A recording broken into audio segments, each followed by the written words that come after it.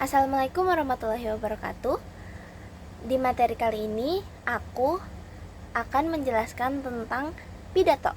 Kira-kira teman-teman di sini ada yang tahu nggak sih apa itu pidato? Sebelum masuk ke materi, izinkan aku untuk memperkenalkan diri.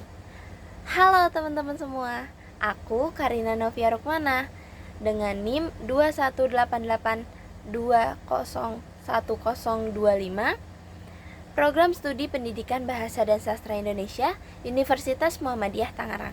Nah, mari kita lanjut ke penjelasan tentang pidato. Pidato merupakan suatu tindakan yang cukup sering dilakukan, tidak hanya di kalangan petinggi negara, namun pidato juga dapat dilakukan di mana saja dan kapan saja. Hal yang berbeda dapat disampaikan dalam pidato untuk ketujuan yang berbeda. Menurut KBBI, pidato adalah pengungkapan pikiran dalam bentuk kata-kata yang ditujukan kepada orang banyak atau wacana yang disiapkan untuk diucapkan di depan khalayak. Secara umum, pidato merupakan kegiatan berbicara di depan umum yang dilakukan untuk menyatakan suatu pendapat atau memberikan gambaran tentang suatu hal.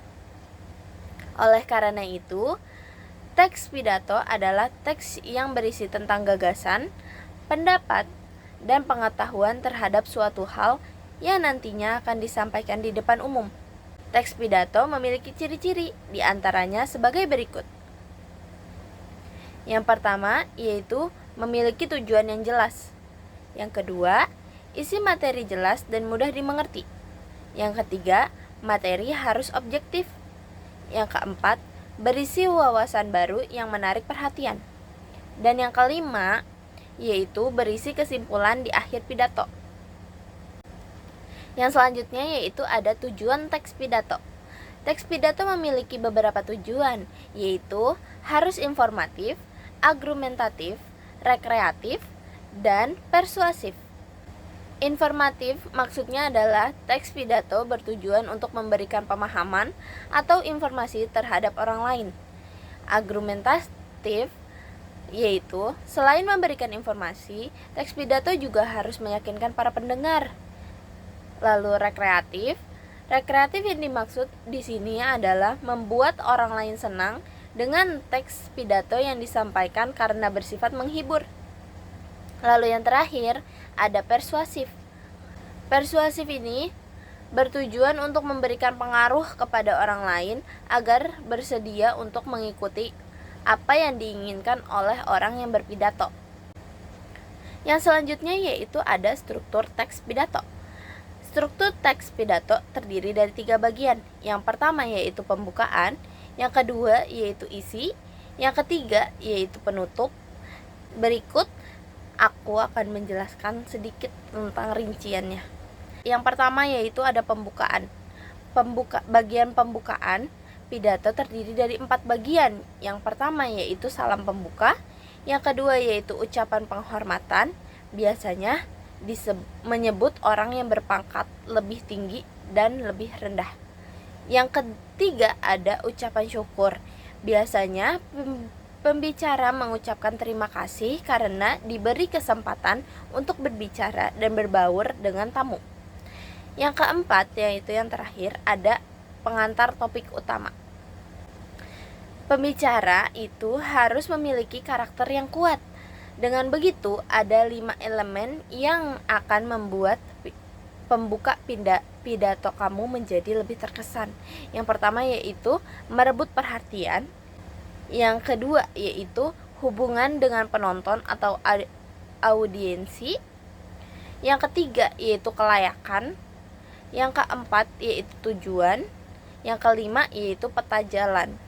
Yang kedua yaitu ada isi. Isi pidato harus berisi info-info yang ingin kamu sampaikan. Isi pidato sebaiknya disertai dengan alasan yang meyakinkan untuk mendukung pandangan kamu. Susun secara logis, gunakan sumber terpercaya, contoh yang logis, dan dikenal audiensi atau pendengar. Nah, yang terakhir yaitu penutup.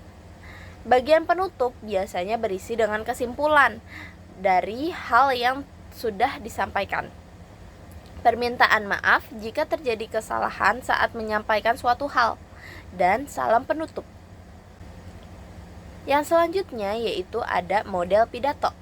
Saat berpidato, ada beberapa metode atau cara yang dapat dilakukan. Yang pertama yaitu improvisasi.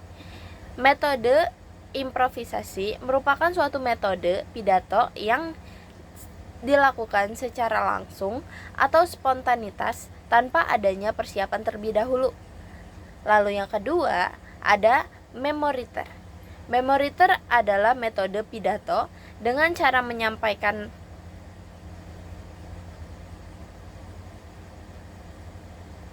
Yang kedua, ada memoriter. Memoriter adalah metode berpidato dengan cara menghafalkan naskah teks pidato terlebih dahulu. Lalu yang ketiga, ada naskah. Sesuai namanya, metode naskah adalah metode berpidato dengan cara membaca teks yang telah disiapkan pada saat berpidato. Lalu yang keempat, ada ekstemporan. Bedanya dengan metode naskah, metode ekstemporan ini merupakan metode berpidato dengan cara terlebih dahulu menyiapkan konsep pidato secara garis besar dengan membuat catatan kecil. Yang selanjutnya yaitu ada macam-macam pidato. Dilansir dari KBBI, ada 4 macam jenis pidato yang biasa kita temui di kehidupan sehari-hari, yaitu yang pertama ada pidato kenegaraan. Pidato kenegaraan adalah jenis pidato yang biasa disampaikan atau diucapkan oleh seorang kepala negara.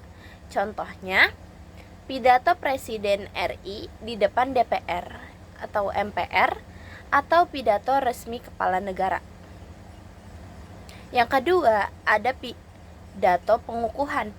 Pidato pengukuhan adalah jenis pidato yang diucapkan secara tradisional oleh seorang guru besar universitas pada saat diangkat secara resmi.